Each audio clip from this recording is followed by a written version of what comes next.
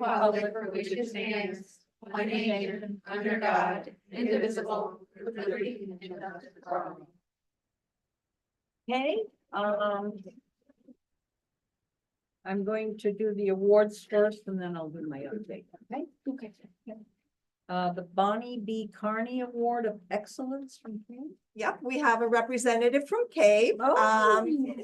Members of the Board of Education Subcommittee actually received an award. Absolutely, yeah. Hi, everyone, how we doing? I won't keep you long. So good evening, Superintendent Smith and members of the Thompson Board of Education. My name is Chris Stewart, and I am here on behalf of CAVE to recognize the efforts of the Thompson Public Schools and to present you with this award. In order to receive the Bonnie B. Carney Award of Excellence for Educational Communications, entries must meet all of the following criteria. First, the general criteria, which includes clarity of message, image, and consistency. And second, the specific guidelines of readability and editing, graphics, type, format and presentation, design, and value of expenditure. I'm very happy to present Thompson Public Schools with the Award of Excellence for Educational Communications for public support for education in Thompson. CAVE has been honoring school districts with this award of excellence for educational communications since 1975. In 2016, the award was renamed in honor of longtime CAVE staff member Bonnie B. Carney, in recognition for her 47 years of dedication to education, which focused on communications. With this award, CAVE's goal is to identify and honor the hardworking people in school districts for their continued effort to communicate effectively. Thank you, guys. Thank you, Heather.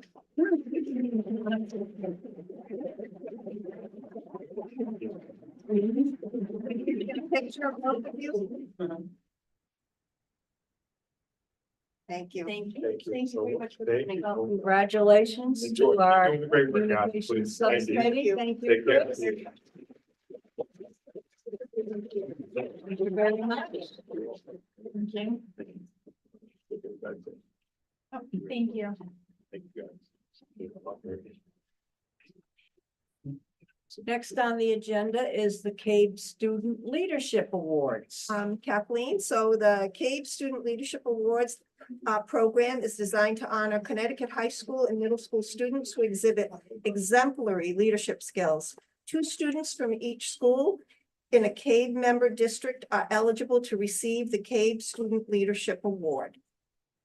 Okay. First award I have here goes to Joel Majorowski.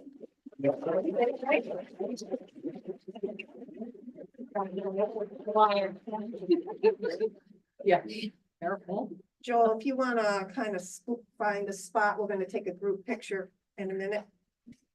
The next that's award good. I have goes to Melanie Noonan.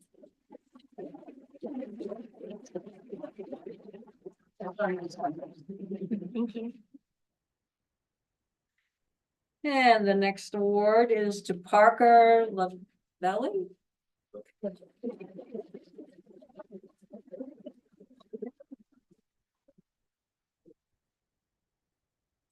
And finally, Madison Perry.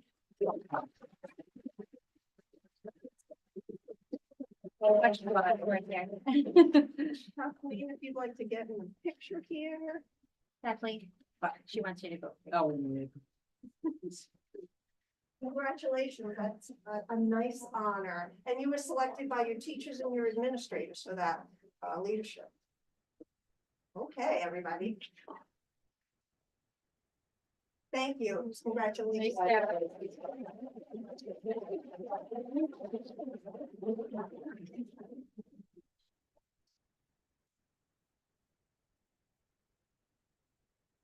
Congratulations again to the communication subcommittee. It really have worked very hard. Congratulations to the leadership boards, to the students. Thank you for coming out this evening, everybody. Thank you. Okay, we'll hear a little bit later, an update. We just had a subcommittee meeting this evening, so we'll hear a little bit later from Heather. A couple of points. I don't have a long chairman update. Obviously, we're voting next Monday on the budget. Hey, Rock, get out and vote. Everybody get your parents, everybody to vote, your friends, if you're over 18 or going to be 18 in a couple of months before the election, well, next Monday. If your birthday is Friday or Saturday, go vote.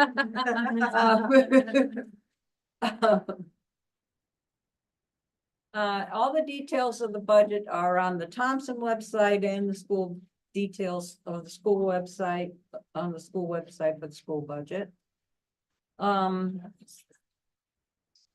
I've been looking at pictures of the prom on Facebook and it looks like everybody had a great time, beautiful dresses, and I love to see pictures of prom. And then Friday night, Wednesday night is the Junior Honor Society, and that's always fun to see. I like to go to those events. And finally, Friday afternoon, groundbreaking for the track. It's only been what, 25 years? A long time. Yes, so that'll be interesting. A groundbreaking for the track. That's something exciting. I'm looking forward to that.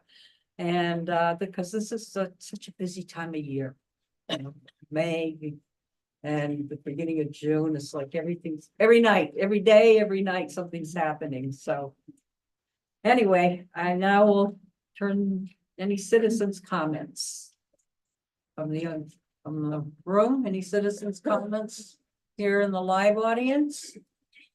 Hearing none. Any citizens' comments on Zoom? Nope. Okay, then we'll move ahead with the student spotlight. There's no student spotlight for the month of May because we were focusing on the teachers this month. The May/upcoming events is May 1st was college decision day. Sorry. Team HS art show at the Thompson Public Library began, and the NHS induction was at 6:30, where we inducted 9 students. May 2nd, music formal spring concert was at 6:30. May 3rd, TSLT Leadership Matters Conference was 7:45 to 12:30 with keynote speakers Brian Santos and Robert Terrell. May 6th, AP Government Exam and Student Council meeting at 7 p.m. May 7th, Tri-M induction at 6:30. May 8th, AP Computer Science exam. May 9th, AP Psychology exam and SGC meeting at 7 p.m. May 10th, AP US History exam. Prom was 6 o'clock to 10 o'clock at Indian Ranch. May 13th, AP Calculus exam, A and B and B and C. Ballot petitions for classic elections were available. TPS art show at the Thompson Public Library opening reception, 5:30 to 7. May 14th is the AP Languages exam. Team HS MME performs at Hospice Celebration of Life at Day Kimball Hospital at 5 p.m. May 15th, AP Bio exam. May 17th, TSLT in service. Petitions for classic elections are due. May 21st, Day Kimball Hospital Career Fair and the TMHS Library. May 27th, Memorial Day Parade. Float prepared by the Art and CTE departments and performances by the TMHS Band and National Anthem Singers. June 4th, High School Athletics Awards at 6 p.m. June 5th, Pride Day, class officers and BOE, BOF liaison elections. Collaborative project exhibition, 5 o'clock. Scholarship and awards night at 6 p.m. in the district auditorium. June 6th, Capstone Pilot Showcases are 10 a.m. to 2 p.m. in the TMHS Library. Music awards and 6 p.m. in the gym. At 6 p.m. in the gym. June 7th, senior breakfast, senior walk, and end of the year assembly. June 10th to the 13th, TMHS exams and graduation rehearsals. And June 14th, last day of school, graduation rehearsal and graduation. And for our April highlights, with the music department, we have the Broadway trip where we saw Haiti Sound. Modern music performed at CMEA's. We had our formal spring concert and the Tri-M induction, congratulating new members. For Integrity Plus, 11 students were honored at the 22nd Annual Integrity Plus Night. Thank you to the Board of Ed members who were eligible to attend and to our culinary department who catered the event. For the Pathways highlights on April 26th, Norwich Health Careers Expo had 16 congruent and future CNA students met with 20 healthcare employers from Eastern Connecticut and earned certifications in Stop the Bleed and CPR. On April 27th, we had our second annual car show to benefit from the community fire department and raised over $3,000. On April 29th, there was the welding competition sponsored by EB and Grasso Tech. Mr. Joyce and a team of 4 students competed against students from 5 other vocational and comprehensive high schools. These students welded an assembly of metal parts resembling the surface submarine. 10 other students met with employers, including EB Ready CT and other welding related companies, and attended short workshops, including one with an inflatable submarine. On May 1st was the NHS induction, which inducted 9 new members. Congratulations to the new members, and thank you to the Board of Ed members who were able to attend. On May 3rd, the Leadership Matters Conference. Thank you, Mr. Santos and Mr. Terrell for their keynote speeches. 83 students participated in the workshop. Leaders and attendees, the TSL team members and advisors received a lot of positive feedback about the day. And May 10th, we had prom, and thank you to the Board of Education for providing candy cane. When is the scholarship awards night? Fifth, I believe. Yes, the fifth, Is that on Sixth. here? June Yes. fifth at 6 o'clock. Oh, it is on here. Okay, I'm sorry, I didn't see it. Should have gotten an invitation already from Danielle. Always. Get that one. All right, so next up is the approval of the minutes from our regular meeting of April 8th and our special meeting April 30th. Motion to approve Second. regular minutes. Okay. I have a motion and a second. Is there any discussion? Hearing no discussion, I'll put the motion to the floor for a vote. All in favor of approving the minutes, say aye. Aye. Any opposition, say no. Any abstentions? No, motion passes. Okay, it's a subcommittee update. Yep, so we had our subcommittee meeting actually just before this one. The topics we discussed were the Old Business Senior Night dates to promote spring sports, marketing the Pathways programs at the high school, as well as the upcoming Reading Academy for the lower grades for next year. We talked about the Did You Know campaign and kind of keeping up with that. Talked about budget season, communication brainstorming. We had a lot of letters to the editor in the visit. And a lot of that was brought forth by Kristen, kind of getting people to do that as part of the communications subcommittee meeting. We also have a lot of people signed up, both within our group as well as student leaders that are doing some sign holding at the polling places, as well as the transfer station this Saturday. New initiatives include campaigns to state lawmakers about some issues that we have here in Thompson, including unfunded mandates, homeschooling, truancy, and some other things that we have on our list. So that process has been started. Different people are taking the lead, getting some letters set up that we can then share with community members to kind of squeaky wheel gets the oil with the lawmakers. And I guess beyond that, it's just hoping that the budget passes on the 20th, and we're doing everything we can to get the word out.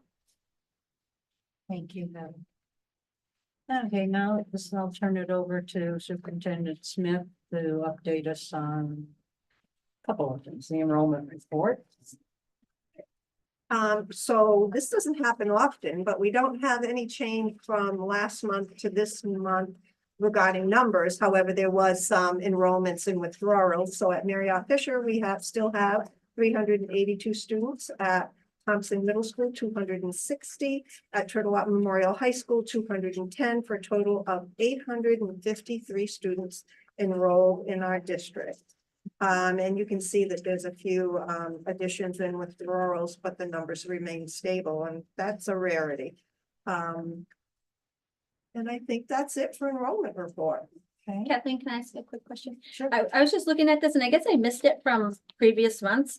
But under the homeschooling section, January had 80 and then all of a sudden there was a significant drop to 48 in February. And I Yes. didn't know it was part of that from reaching out to, because I know you had reached out at a certain point.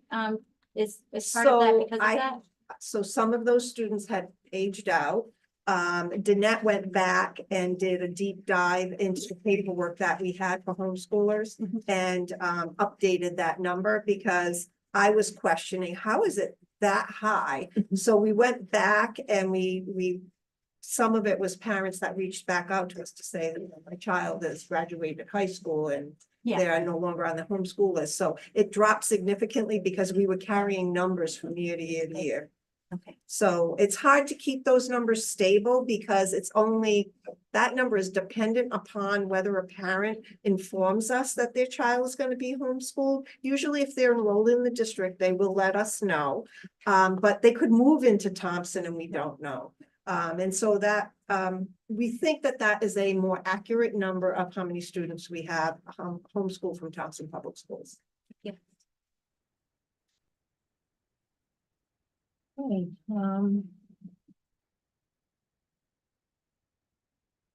yeah, okay, we're kind of out of sync here, the athletic. Like team- handbook was next. Yeah.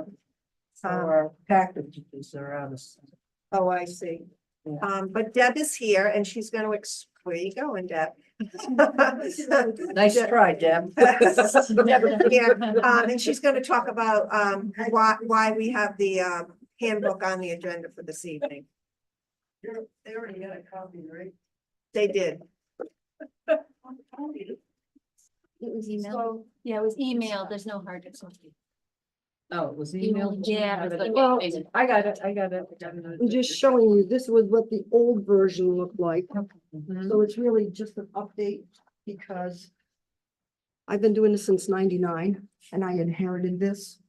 And things have changed as far as vaping and cell phone use, taking pictures. So you can see what it used to look like and also the font where you needed a microscope to read some of it. So basically what I did was take that version and update it so that we can actually put it on the school website so people can actually see that. This is also, which is on Family ID, when the parents sign off, when they register the kids, they're signing off that they've read this. But there's nothing for someone who's not registering to look at, so that's why we're gonna put it on the website. The only difference really from the book, on page 13. It's not, 13, It's actually yeah, on page 16. what's that? No, those are the same. 16, it just defines the suspensions, school suspensions, athletic suspensions, coach suspension. Those were in the handbook, but they were not delineated as clearly as this. So it's basically the same thing. It's just more pronounced so they can find it. And also on 14, it talks about images. So basically, And vaping, right? You added that in. well, that falls under the Yeah. how we're talking about, in this handbook, it specifically took alcohol, cigarettes, substance abuse. What I did was I took the newer version that other schools are using, where they combine all of them and name them and say that you follow Board of Ed policy if there's a discrepancy or if they get caught using them. There was something, I can't find it on the thing, for the using of substances. And I just wanted to make sure, on the wording, it sounded as if, obviously, if it was a controlled substance that was illegal, something with THC, alcohol, or other things, that was an automatic suspension from the play. But there was some wording that it sounded as if that, smoking and vaping, I don't know if that was just if there was levels of infraction or no. It was confusing in the wording and I can't find it on, I have it in my cell phone right here, but I can't find the section when I had read it. Section 8 on page. Yeah, it's on the email though. It's I don't remember where it is. yeah. What page is that on? She doesn't have a Well, copy. it's from- page 16, but it on the email, it doesn't come up with pages. 16. Oh. So substance abuse, students connected with a team will not smoke, vape, drink alcoholic beverages, or use controlled substances. Team member is observed and reliable source person law enforcement. Are you talking about, Okay, I do see how you delineate the difference between like alcohol and the, illegal substances versus smoking and vaping is a first offense. Okay, perfect. All right. Okay. I missed. I was gonna say, I wouldn't do that because you wouldn't have them. I know. Make sure you had that. Anybody have any questions? Has the new update been through legal counsel for review yet? We don't typically give that to legal counsel, but I can have it go there if you'd like. Just in case there's anything in there that may or may not be legacy that can or can't, just to protect us and you and everybody else. Just to have counsel take a quick breeze through it. Yep. They don't do anything quick and it's $300 an hour. And that's at the discretion of the board, right? My comment is with the litigious society that we live in. I just don't want a policy that doesn't match some law that's changed in Connecticut that may or may not. There's no policy in here. A discrimination law Just- or something like Just that. refers to the Board of Ed policy. Okay. The This rest is not is a a procedure. We don't have to then. There's really, the only part that would be what Heather just spoke to. That's the only one. The rest is procedure about how you sign up, what you offer. If you are Maybe issued I a can pull out uniform, that section and have him look at just that. But that section. refers to policy Right. Right, which has already been reviewed. or already reviewed by the lawyers. As long as it only references, that's fine. the rest is basically talking about what, so parents have a guideline as to know what they're gonna do, how they register their child. You have to have a physical, it's all those things that they have to go through in the season. And the other thing is we are going to post this hopefully within the next couple of weeks, because I have to register kids now for the fall, because I gotta know my numbers. And we also have to have physicals like being done May 30th. So the information is there. We base the physicals on who's registered. I want this in place so that when they register, they're seeing the updated version. Looks good. So this one here, we can throw away. But that was just so you can see the difference. We will need an approval of that. I'll make the motion. I'll second.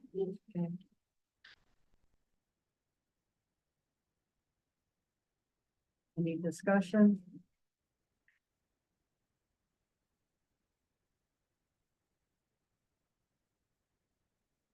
Okay, hearing no discussion, all in favor of accepting the revised athletic handbook, say aye. Aye. Any those opposed to accepting, say no. Any abstentions? Okay, motion passes. EPS professional learning and evaluation plan? So the state has asked districts to use their guidance and then guidance along with the CEA, our teachers union documents to update our teacher and administrator evaluation plans. And so we had a cohort group led by Kim Granado, Laura Stefanski, Lori Chasonic, Patty Chenille was there, Larry was on that small committee, and for a year, they've been working on rewriting the teacher evaluation document.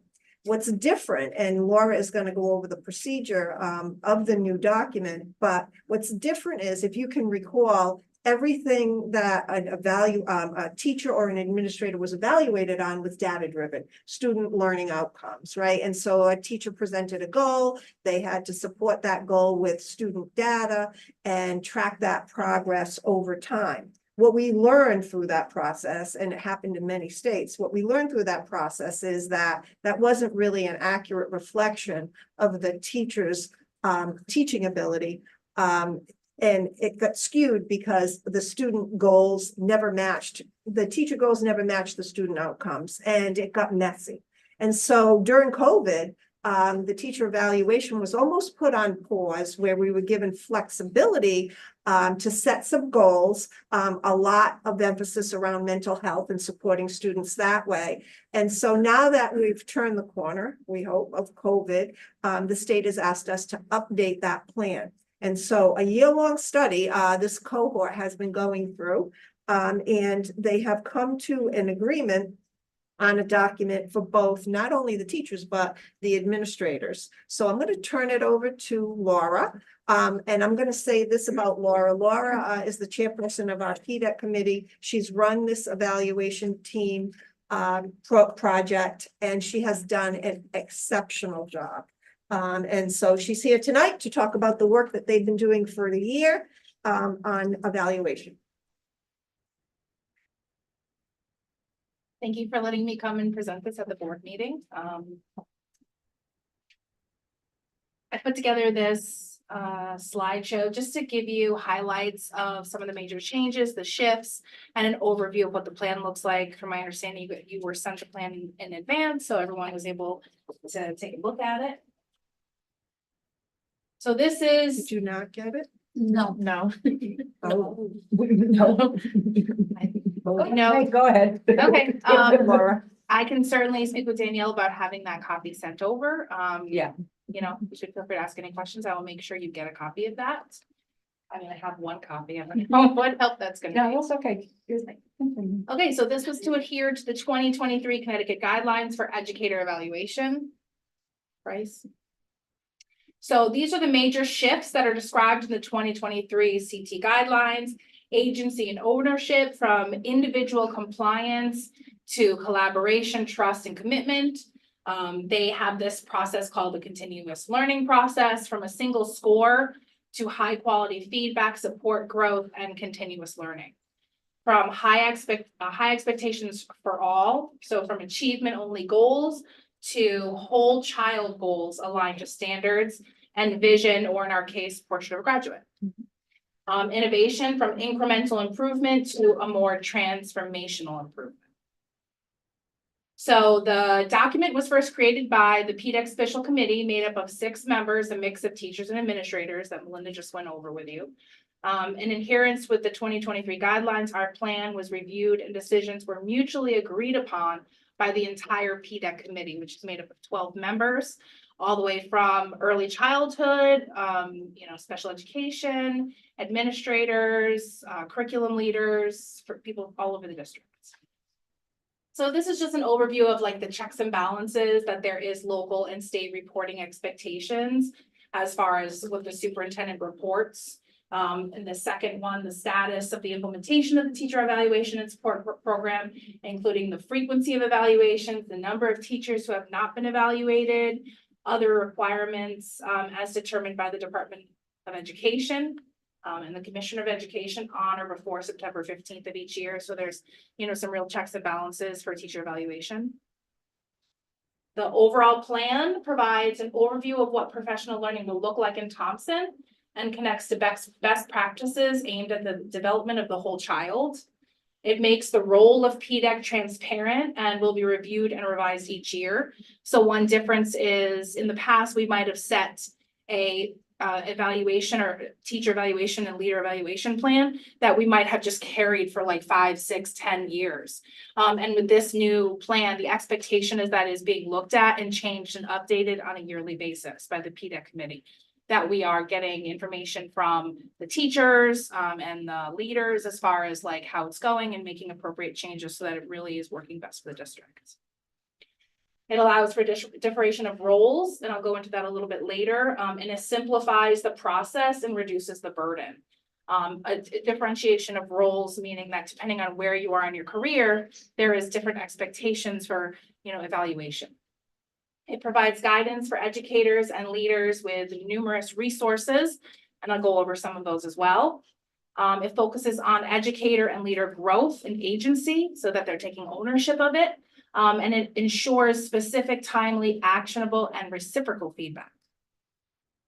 Very different. This is just an overview of the table of contents. In the table of contents, it's split into 3 sections. The first section is an overview where it talks about mission statement, guiding principles, the Connecticut guidelines, and the role of PDEC.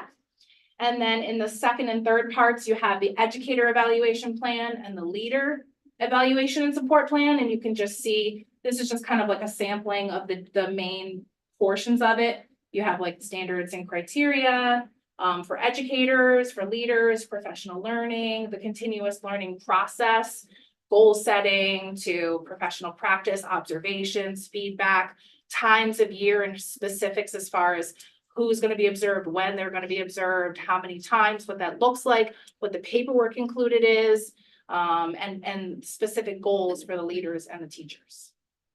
And then there's a large appendices for each. This is, I'm going to start with the educator evaluation and support plan, growth and development components. So this is cohort 1. Those are teachers who are new to the profession in their first 2 years, and then teachers who are new to Thompson Public Schools within their first year. So they have 2 informal observations of professional practice with certain lengths of time and certain times when they have to happen within the year, and verbal and written feedback within a certain amount of school days. And then, as always, in all levels, additional observations of professional practice as mutually agreed upon or deemed necessary. So if the teacher, educator feels like they need more support, or if the school feels like the teacher needs to, have another observation because there's something going on there, then at any time that can be increased as well. In cohort 2, we have those who are new to the profession, years 3 and 4, and those who are in their second year in the Thompson Public Schools. So you might come from a different district. It might be your 4th or 5th year teaching, but if it's your second year of Thompson, you're going to be slotted into cohort 2. So you have 3 observations of professional practice, not necessarily a formal one, but most educators would tell you that an informal observation where the administrator can walk in at any time is more of a true test of really what's going on in the classroom than, the whole, I can create everything and prepare it ahead of time. And then again, the specifics for that. And then as always, if deemed necessary. And then we have educators who have successfully completed cohorts 1 and 2, and they'll have 2 observations of practice with a minimum length, and when those are to happen are also outlined later on as well. And again, if they need more observations on either side, it's always an option. And then observation requirements, this is just a little bit of verbiage directly from the plan about what that is, like what is a formal observation, what is a mini observation. It talks about the length and the type of paperwork that is included. And there are also in the appendices specific forms that get completed for that as well. It's paperwork. This is an overview of the annual timeline for educators, where you have educator and student learning and growth and achievement at the center of that. Your goal setting, this is completed by mid-October. Your mid-year check-in completed by mid-February. And then your end of the year reflection completed by June 1st. And all educators follow this annual timeline. And then there's like specifics about what that looks like. Beginning of the year, what's involved in that, goal setting conference, mutually agreed upon, number of goals. And there's lots of forms that I'll kind of briefly go over in the appendices that talk about all of the different ideas that are provided, like, what is an example of good goal? What types of evidence are we looking for? So lots of guidance for educators and leaders so they can really understand what the expectation is. So the initial goal setting meeting includes a dialogue between the educator and their evaluator around the educator's initial self-reflection, which is based on a review of evidence and an analysis of their own practice to identify and support an area of educator practicing growth and student learning growth and achievement.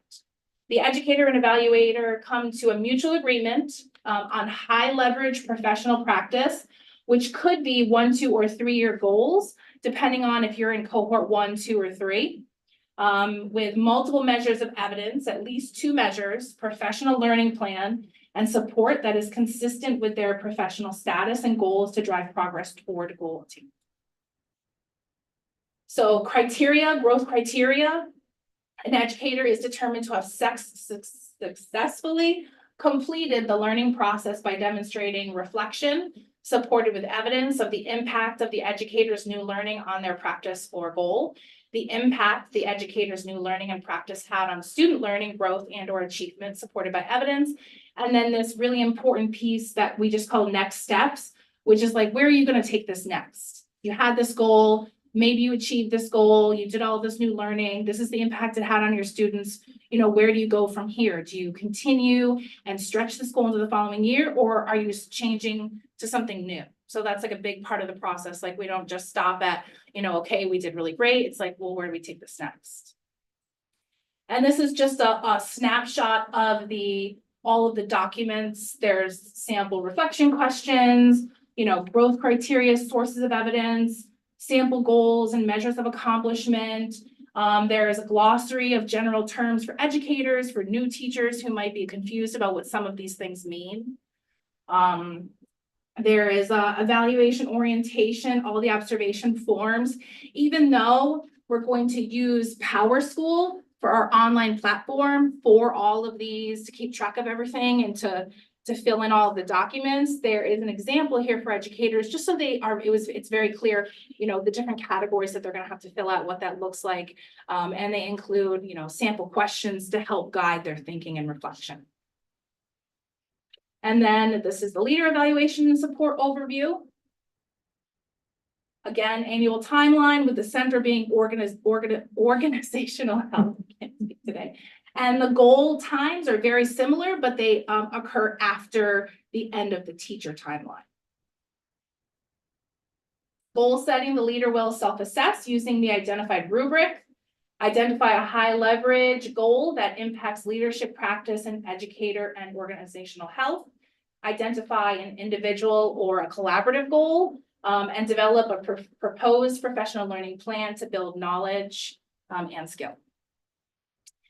Their criteria for growth, the successful completion of the learning process is determined through multiple forms of evidence and reflection that is demonstrated by, and again, it's very similar, reflection, the impact on the leader's new learning and practice, had on the impact of practice, organizational health, educator growth, and student outcomes, and then still this idea of like next steps, where do you go from here? And again, we have all of these same documents, and some of them are exactly the same, but some of them, you know, have key components. They're just a little bit different, but different enough to include, if you're a new administrator and you have questions, we want to make sure that it was tailored to, you know, the role that they have in schools. And the only one thing that we failed to mention, but Heather is working with Laura and the team on putting all those forms into a platform in PowerSchool, so then it will be all in one place for the teachers to go to, and then also for the administrators to go to. So I will make sure, I will touch base with Heather and make sure that everyone gets that copy of the actual plan. It's about 70 pages. I just text Danielle, so she will send it tomorrow. Okay, thank you very much. Thank you.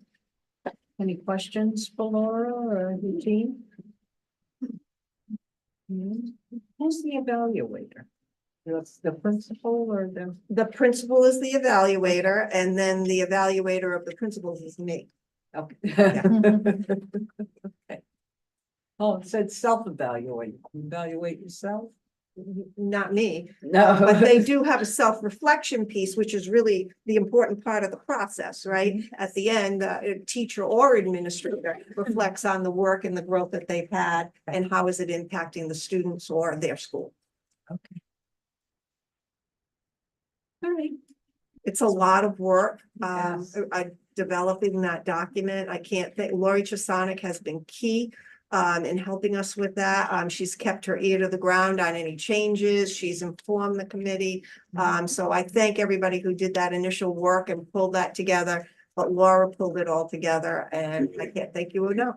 Thank you very much, and I hope it's a very successful program going forward. So keep us informed how well it's going. Absolutely. Same place next year. Actually, we have to. We will. Okay, we are now going to do the health food certification approval, and we have to read into the minutes. It's here in your package, we have to read into the minutes, the motion as written. So if we turn to that page, I need someone to volunteer to read the motion.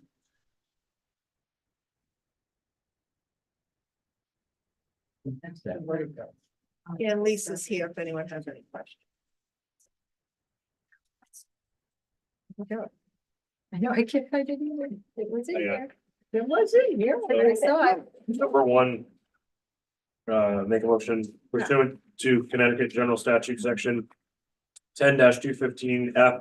The Thompson Public Schools Board of Education certifies that all food items offered for sale to students in the schools under its jurisdiction and not exempted from Connecticut nutrition standards published by the Connecticut State Department of Education will comply with the Connecticut nutrition standards during the period of July 1st, 2024 through June 30th, 2025. The certification shall include all food offered for sale to students separately from reimbursable meals at all times and from all sources, including but not limited to the school stores, vending machines, school cafeterias, culinary programs, and any fundraising activities on school premises sponsored by the school or non-school organizations and groups. Second, Thank you, Justin. Can I have a second on that? Bill. Bill, I'm sorry. Thank you. Okay. Any discussion on this? Hearing none, I will put this to a vote. All in favor, say aye. Hi. Aye. Any opposition, say no. Abstaining. Or abstaining. Mhm. Okay, so we have seven? No. 6 ayes and 1 abstention. Doing that, okay? The next, we have to vote on vote 3. I don't know what happened to vote 2, but vote 3. Anyone else volunteer to read the motion? I'll read it, Kathleen. Okay, The Thompson Public Schools Board of Education will allow the sale to students of food items that do not meet the Connecticut nutrition standards and beverages not listed in section 10-221Q of the Connecticut General Statutes, provided that the following conditions are met. 1, the sale is in connection with an event occurring after the end of the regular school day or on the weekend. 2, the sale is at the location of the event. And 3, the food and beverage items are not sold from a vending machine or a school store. An event is an occurrence that involves more than just a regularly scheduled practice, meeting, or extracurricular activity. For example, soccer games, school plays, and interscholastic debates are events, but soccer practices, play rehearsals, and debate team meetings are not. The regular school day is the period from midnight before to 30 minutes after the end of the official school day. Location means where the event is being held and must be the same place as the food and beverage sales. Second. did I get Justin? Justin second. Okay, thank you. Any debate, any discussion on this? Oh, okay, hearing none. Put this forward for this motion forward for a vote. All in favor, say aye. Abstaining. You're saying again, so 6 ayes, 1 abstention.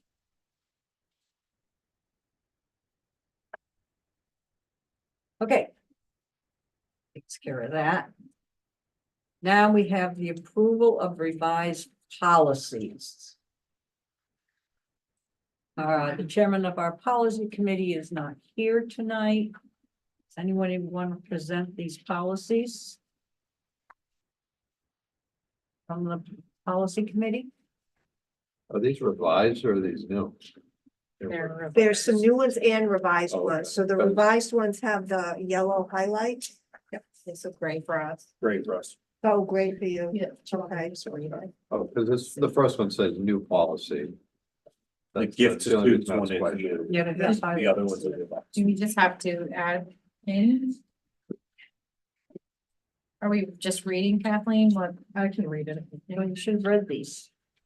No, basically, the subcommittee went through these policies. They approved the revision changes. They're bringing them to the full board for approval and adoption. Okay, so we don't have to read them. I'll make a motion that we accept all four as recommended by the policy committee.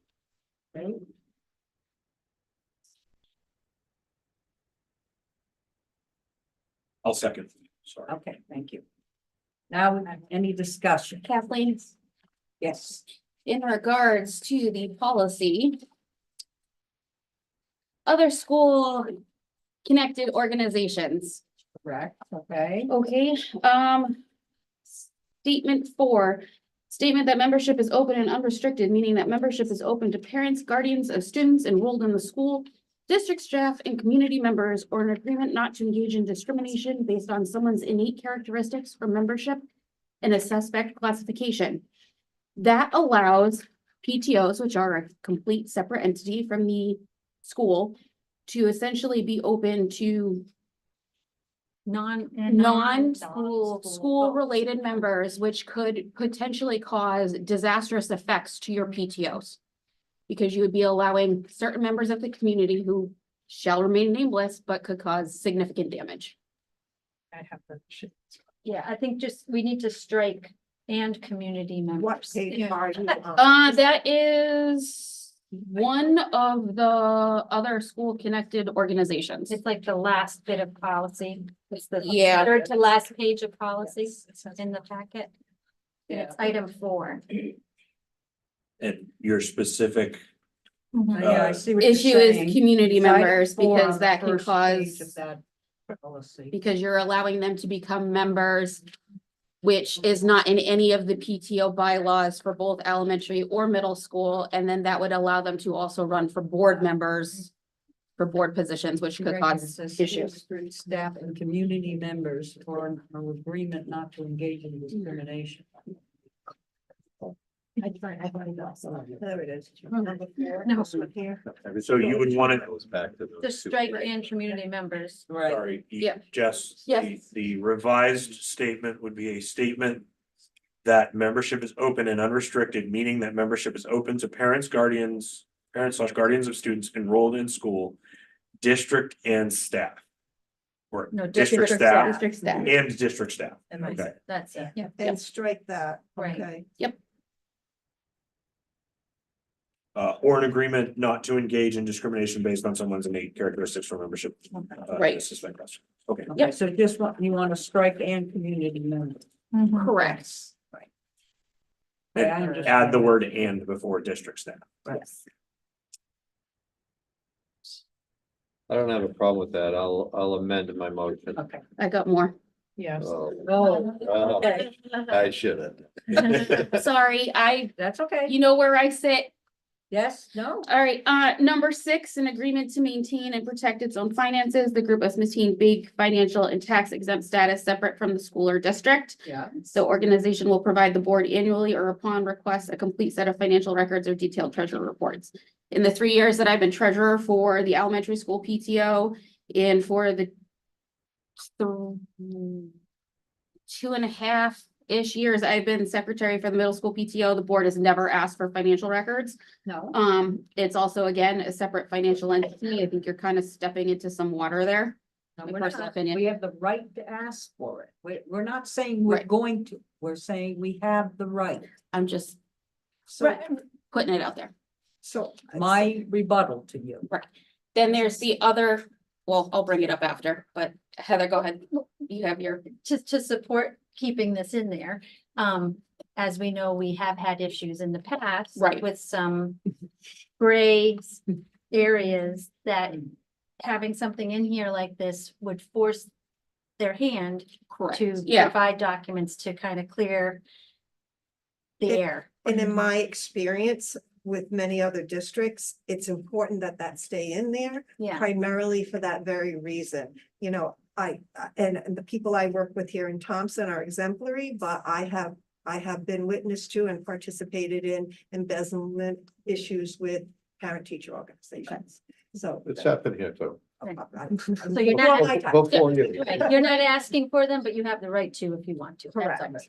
Which I think. And that's the Good. board, not the administration, right? Mhm. Yeah, the board has the right to ask for them. Right. And if it came to our attention that we needed to ask for them, we possibly would. And maybe in that situation that we had in the past, maybe that would have been the route to go, right? Right. Just a question on number 7 or Okay. a comment, a recognition that money given to a school cannot be earmarked for any particular expense.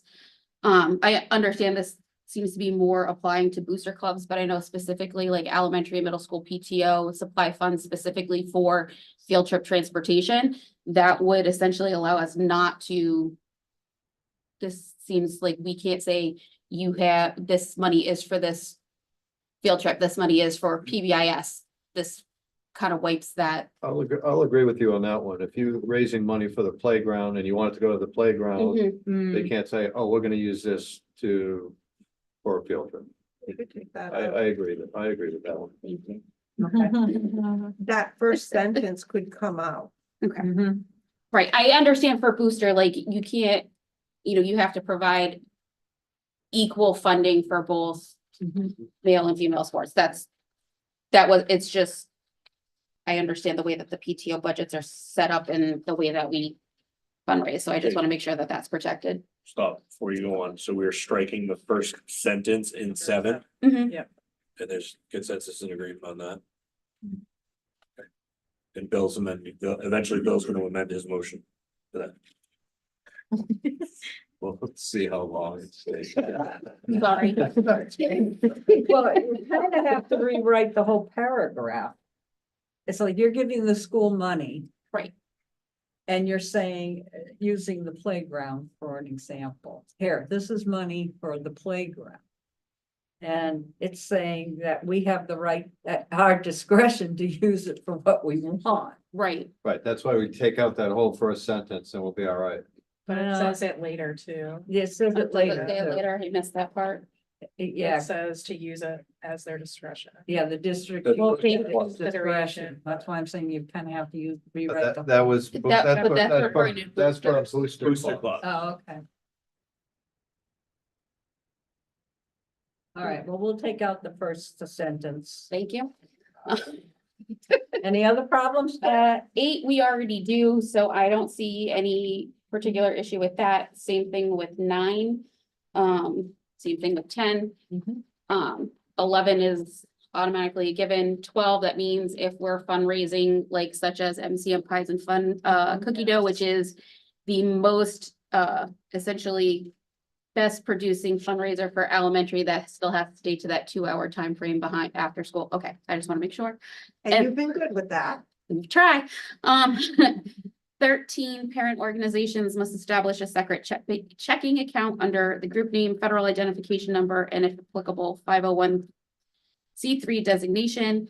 The only question I have on that is how does that affect project graduation? Are they their We're own not- separate? They're their own separate. They have nothing to do with the district. Okay. And I don't like the use of debit credit cards for PTO anyway for 14, so that one has my vote anyway. And then I don't have a problem with 15 because that's normal. That's I think that may be all I have on that. Vague. I have something else too. The only other Oh, thing that's is, I'm sorry, No, that's what I'm saying. clarification first. So we talk about the PTO here, but we still didn't list what the rules we're gonna have for students to participate in activities, like moving up ceremony and stuff. Because we had issues with that this year about what There are other 8th policies grade that moving up. support that. the, yeah. Like the, Well, if There's you're really moving up nothing as in part of policies that PTO. say that.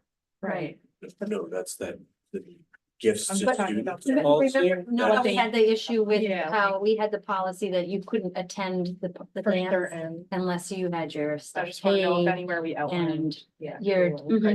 your discipline, you didn't have discipline within a certain time frame, that you were in good grade standing. You do mention it in here by saying that they would adhere to the policies and practices of the board. I just feel like that wasn't clear enough for the last issue. Okay. I think that's gotta be a More handbook specific and- adjustment. Okay, that would be better. Yeah, It was a little muddy. it's muddy, but there's some rationale behind that I clearly support. So that might be more discussion if you want to address it in the handbook. We can certainly do that. But there are some behaviors, right, that warrant that, right? No, Like, I agree. like failures and, Right, and that's what and I whether or mean. not you're I wanna going make sure to the moving up it's ceremony. I was very clearly sensitive, and listed. I know, so wasn't Principal Granado when folks had mentioned, well, what if a family can't afford that? Can't afford a fee that's associated. We took care of that. But then there were other instances where some of the computers were vandalized, right? You use that word. So, I mean, if it depends on the individual situation, but we do our best not to hold that over students' heads so they can't participate in any of those moving up ceremonies. And I think I support the administration at the middle school level, but even the high school, because it plays into graduation as well. That everything is handled pretty case by case and dependent on the situation with the student and their families. And how you pull that into a policy is tricky because we do handle those individually. And I thought we did a nice job of reducing the number of students that had library fees and the number of students that had Chromebook damage fees down to almost nothing. But for the ones that we knew the devices were deliberately vandalized, they should unfortunately be charged for that. So. But it, to that end, I mean, if there is behavior discipline that happens within a certain time frame, or if they're ineligible due to grades, or the fact that they are not even graduating, Correct. that those three things should be not flexible.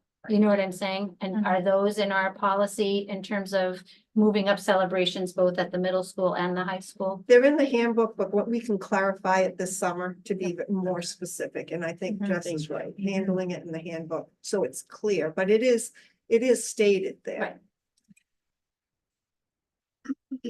We'll just define what those are. Sorry, Bill, I just have one more amendment on the approval form itself. The field trip. The approval form. The fundraising form. Yeah, Approval form. we've used that since the dawn of time. Yep. But yeah, If we can just add a section, because it says superintendent's approval.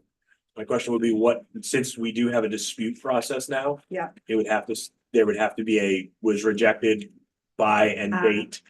And yeah. then so that it would then come in front of the board, Yeah. right? Because we have the clause in there that says that there's a good idea. dispute policy. Yeah, superintendent's approval, so, yeah. Rejection, reason for rejection and signature, because it could be, principal could sign it, superintendent could sign it, either one, so. That is my only amendment. Exactly.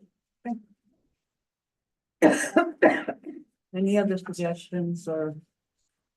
Okay, Bill, now would you care to revise your motion? I'll amend my motion that under other schools, connected organizations, number 4, strike community members, and number 7, strike the entire first sentence. And the fundraising approval form? And the form, yes, Yeah. I'm sorry. I like to That's what- add a rejected by and reason for rejection. Okay, My second to support. and a second to the amended, Second. You did second that, okay, thank you. All right, so with those amendments, put these revise their new policies to the board for approval. All in favor, say aye. Aye.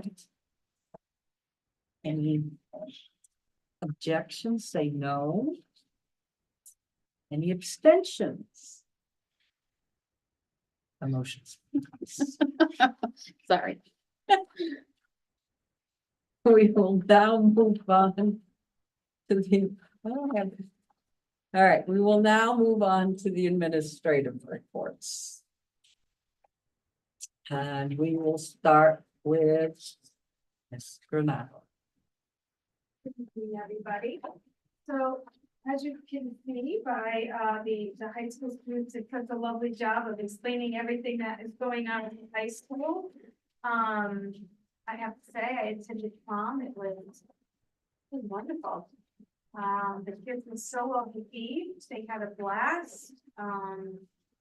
Also had the opportunity to attend the Honor Society night, which was a beautiful evening as well. So many wonderful things happening at this time of year, so that was great. On the middle school level, we had our first youth commission walk. We did a national, the students on our youth commission planned the whole event. We've been working on it since September when we started. And we had about 25-30 students who participated in our national walk to school. We bike to school and have one on a bike. But we hope to make it a bigger and better event next year. But I have to give credit to the students who planned the whole event, and they did a nice job of reaching out to our first selectman and community for attending. They did a great job. Also,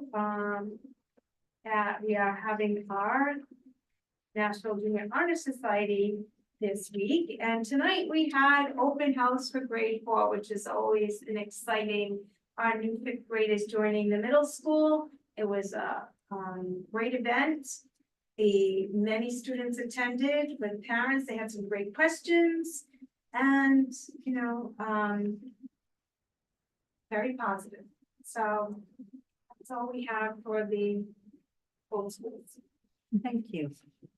Thank you. Mr. Prentice. Good evening, everybody. A couple of weeks ago, SBAC kicked off our yearly SBAC testing for 3rd and 4th graders. 4th grade kicked it off with a carnival on the blacktop on the playground, a lot of different events. Kudos to those teachers, of course. Before I forget, kudos to Laura Stefanski, Lori Chasonic, Patty Chenille, Kim Granado. So much work put into that new teacher evaluation plan, hours and hours of work. Just tremendous amount of effort by those people. So kudos to those individuals. Along with you, Mr. Prentice. Yeah, well, hey, look, I was just there, just hanging out, you know what I mean? But great job to those folks. The Juliana George in the elementary school is starting for upcoming 3rd graders, a pilot strings program. Teaching the kids of North Groveland and Dale and Thompson cello and violin. I just so thrilled about that. Can't say enough about Juliana. Got an upcoming concert coming on Thursday, 16th. So looking forward to seeing you folks there. She does a nice job. The teachers do a nice job. May 10th, PTO, of course, knocks it out of the park all the time. They had the Mother's Day flower sale in the cafeteria. Not sure how much money was made, but I know it was a lot of money. So $880. get those books out. Yeah, make sure you document that. Okay. Fisher Fest on May 23rd. It's a kind of a combination between an art program and a literacy program. So you have Ellen Huey from the elementary, the art teacher, working with Lindsay Carlarco, the reading specialist, putting together a real interesting night of fun for elementary students and parents. May 1st, the ACES walk went very well, 1.2 miles around campus. Security guards were around, nurse was around. It was a really, really fun time. Math lab concluded.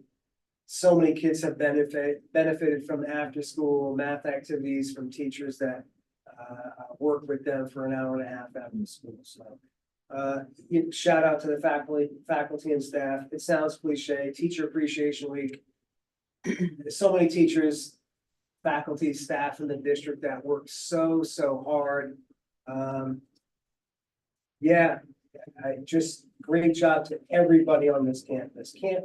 Really can't say enough. Been here for a very long time. Appreciate everybody that comes here every day.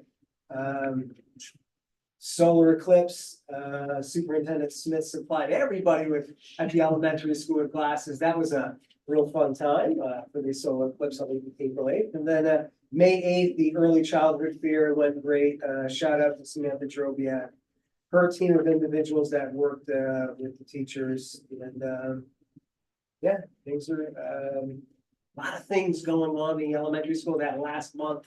There's just a lot of stuff in a little bit of time, so, but great job to everybody. Thank you, Larry. Of course. Mr. Birch. So, you've all pretty heard about the groundbreaking Friday for the track project. 25 years or so in the coming. Work actually is gonna start this week. The contractor moves on site Wednesday. And starts putting up the temporary fencing and gets ready to get going. The next big thing is the HVAC project. There is a press release due to come out on Monday. So I think at that point, we will hear a lot more, and we're pretty confident we'll be moving forward with that.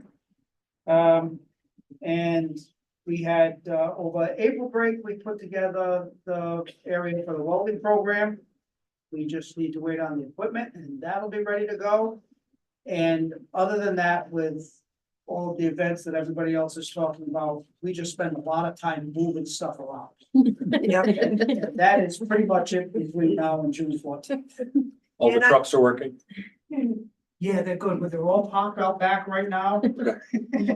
I just want to They say, work well in the summer. Bill, I want to thank you, Sean, Senek, and Dave, and I can never pronounce his last name. Say it for me. Richardson. Yep, for putting together those welding booths. The equipment was so heavy. And they put that together in 4 days and everything came in a million pieces. And they did a great job. So we're just waiting on some funding so that we can order the welders that go with that. See Heather and I don't see Michelle, so. Shannon. I don't have a lot to say. Vision screening was completed for the most part last week. The Lions Club are coming back to finish up the end of this week for the kids that were absent when we did all the screening. The state mandated screening, certain grades that have to be done. And allergy season's here. Still a little bit of this and that around. For the most part, it's pretty good though. Okay. Thank you. Ms. Spinelli. The athletic season is winding down.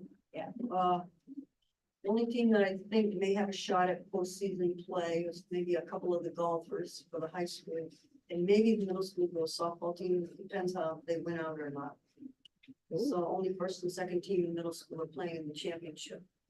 We're struggling, with our baseball team and softball team as far as participation and actually getting a competitive group on the field. We just finished a doubleheader with the girls. When I left, it was 25-0 for the second game for the girls. And they still went to the 5th inning to keep mercy, so I'm not quite sure where it finished. We did receive notification today that the co-op for football went through with Ellis and Putnam, and the co-op for girls soccer with Killingly and Thompson. So those two for sure. Possibly next year, co-oping for softball. We know we will be co-oping with Putnam for baseball. We just don't have the players or the numbers to be able to support it, and they're having the same issues over there.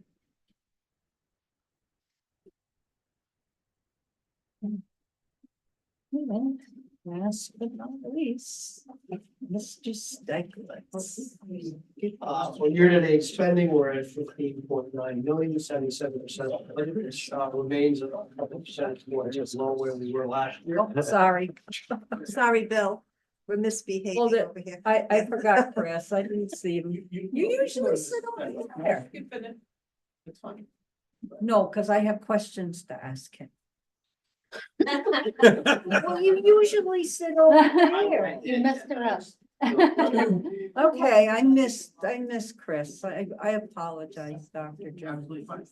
He's more than helpful. You can take him first, it's fine. I don't No, care. no, you go. Sorry, Bill.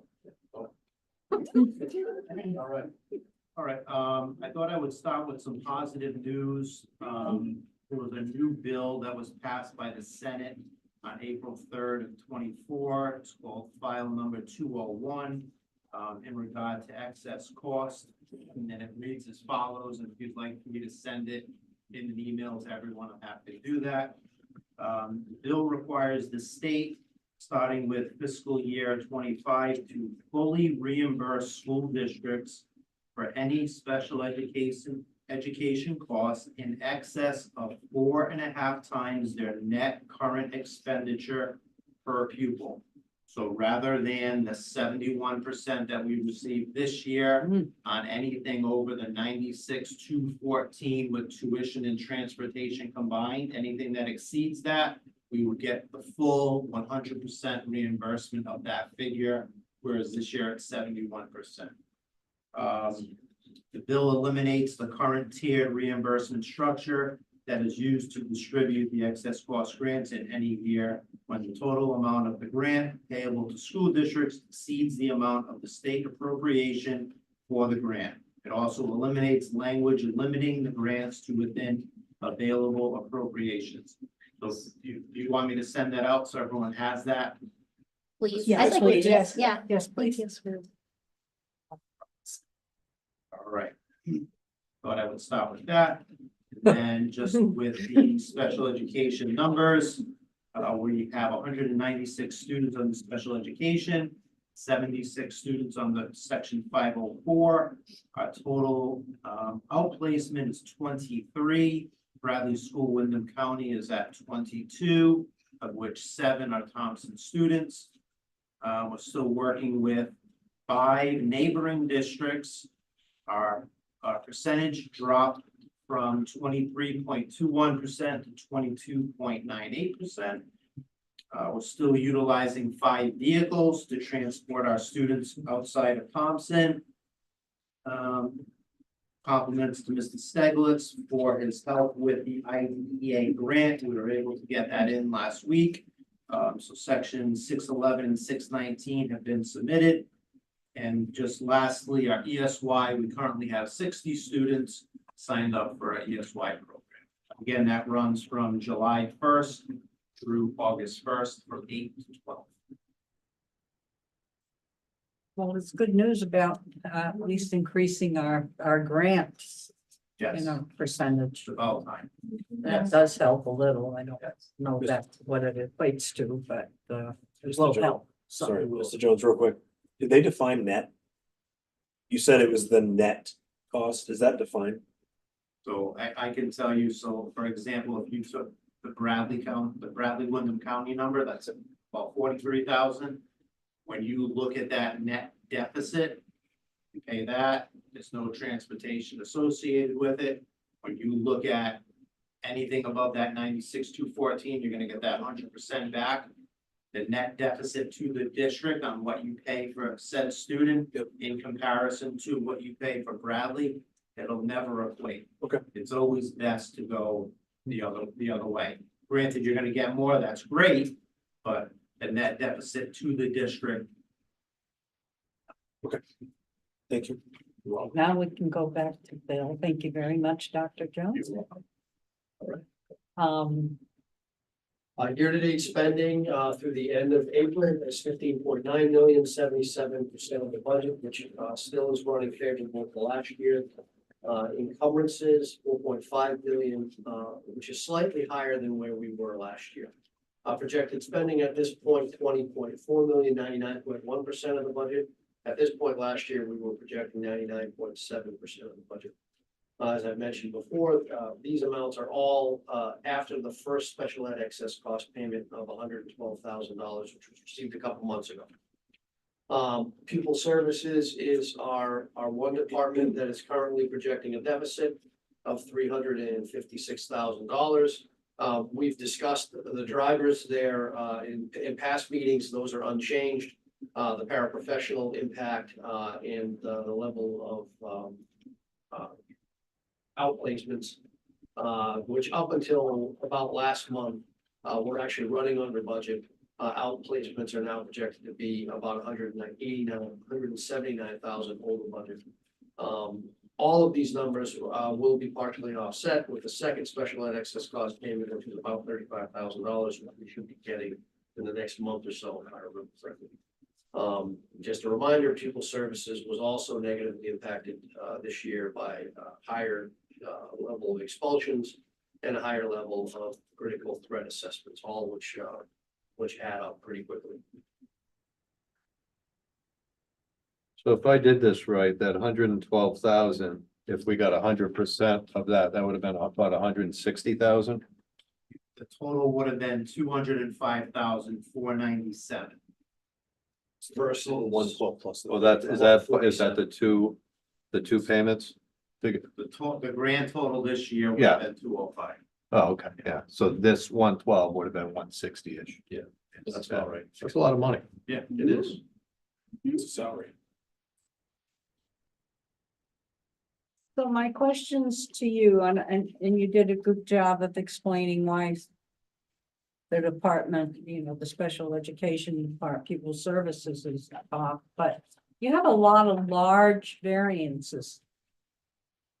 And I can see that some are offset, like the teacher's salary is 173.7, but it's offset by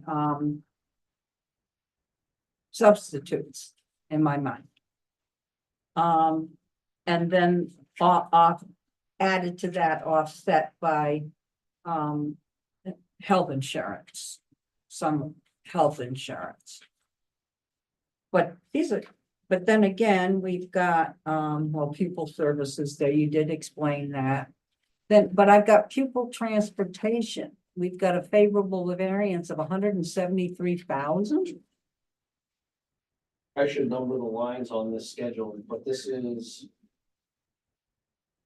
Where is that? That's on the It's second code page. 50510. Yeah. And other supplies, a favorable variance of 113,000. I mean, these are some big variances.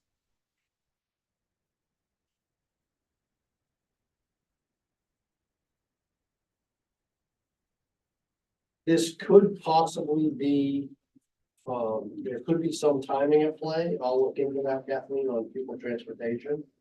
I don't think that's the case, but I'll check.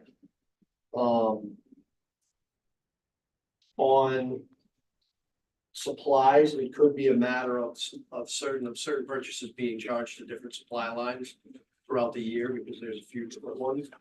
Although they should be caught all in the same object. Because as of this point, you've got us at 188 or 189,000 favorable. Correct. We're not gonna end up there. Probably not. No.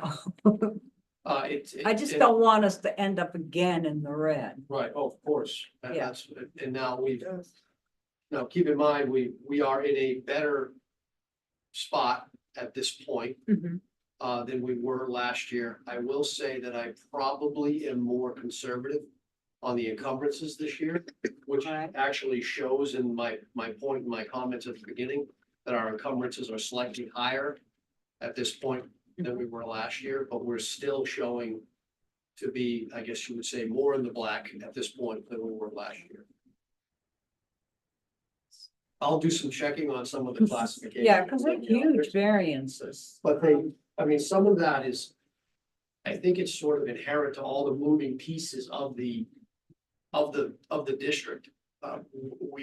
Keep in mind, what you guys know better than anybody else, we put this budget together a year and a half ago. Well, Right, true. And you really, it's really tough to pick a number on all of these categories that you're gonna work to perfectly, and ultimately, we end up doing quite a bit of transfers.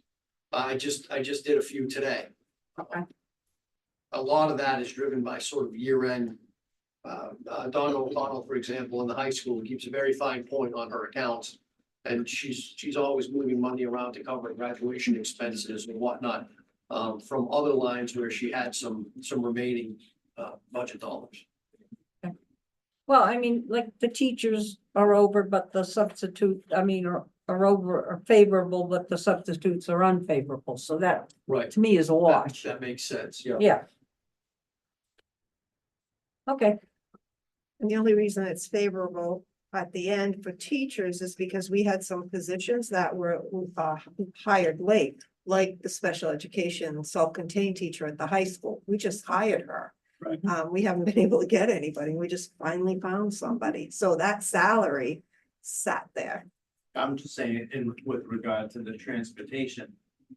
Because we've maintained 5 vehicles all year, Right. that's clearly impacted, it's gonna help. But that's gonna need to offset your deficit in the tuition line. You tried, you tried. I am questioning the favorable variance in transportation. You look at that one. You were doing good for about a minute. Okay, is there any old business? Do we have any old business to bring up? I got one. Hmm? Regarding the playground. Yes. They're on the agenda for the Board of Finance on Thursday. Mr. Steglitz is gonna love me for this. The grant that the PTO was able to obtain for the playground project is a reimbursable grant. So we have to go to the Board of Finance to ask for them to upfront that 80,000 so we can get everything ordered. So if anybody could attend on the 16th at 7 o'clock, I'd appreciate the support. And just to let the board know, and you know, Jessica, Yep. because I just found this out today when I went to Winnie, Karen Osprey, who's a member of the Rotary Club, are interested in adding some musical pieces to Like the sensory? playground. Like a drum set and maybe a xylophone. Anyway, they need to see, and I was gonna work with Bill tomorrow, they need to see the plans, and they're gonna apply for a grant on July 1 for that, and they're gonna target Thompson's Playground to add those additional pieces. So I thought that was really sweet of Karen to think of Thompson Public Schools. Yeah, that's great. Yep. They just did it for another playground. They did it, I Yes. can't remember where, but She said it and I forgot too, but yes, you're right. So the next grant, they want to write it for Thompson. Very nice. Not gonna say no to that. New business is the ground baking PR. So we started out by at the building committee meeting, just, you know, I threw out there, should we do a little something for groundbreaking? And it started off small and now it's kind of mushroomed in kind of a bigger event, which I'm actually pretty excited about. So we invited the Board of Finance, the Board of Ed, the Board of Selectmen, our area, state representatives, to go out to just a little ceremony for groundbreaking. And I could, because it's a big deal. It is a big deal. So Bill's taking care of the golden shovels and we have our speakers and. We just spray painted those, go right? for it. He borrowed the gold crayons. Any correspondence? Anybody receive any correspondence other than from transparency or?